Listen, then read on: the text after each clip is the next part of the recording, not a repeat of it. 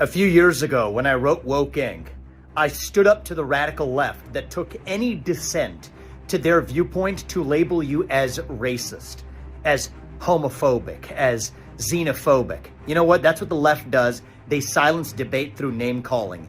Yet, you know what? I'm seeing the exact same pattern now emerge when it comes to the foreign policy debate that we need to have on what the U.S. response to this Israel crisis ought to be.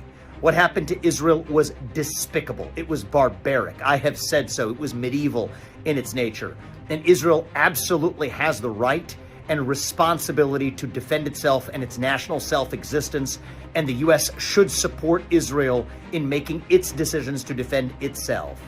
At the same time, I have been clear that we should not want a broader regional war in the Middle East that does not advance U.S. interests, and that we have made our own worst mistakes as a reactionary knee-jerk response to crises like 9/11 that we have faced in this country, taking us into Iraq and Afghanistan, $3 trillion, thousands of lives that we will never get back. And for saying that now, I've also pointed out through the hypocrisy of this entire campaign, the histrionics of other GOP candidates who are super PAC puppets on any issue from climate change to even what's going on in the war in Ukraine, to responses to January 6 peaceful protesters. Yes, and I had an interview with Tucker Carlson where I said so.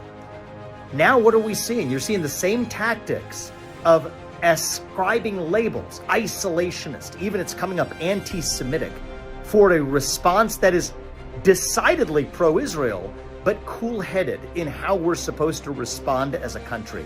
That is wrong. There's some random reporter. She has, since the start of this campaign, been distorting the things that I say that are level-headed, rational, pro-Israel, but pro-American as the lens for being pro-Israel since the start of this campaign, and that's not enough. And so they're using name-calling and browbeating to do it. Bad faith reporting, don't fall for it.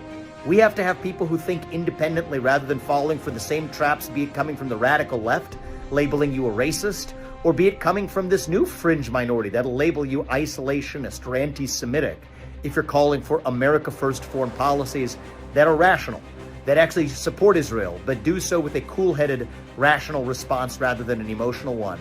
And I'm sorry, unlike other people, I'm not going to be browbeaten with this name-calling.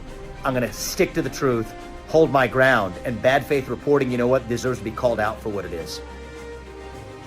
For more breaking news videos of the 2024 U.S. election, please smash the subscribe button below and don't forget to like the video.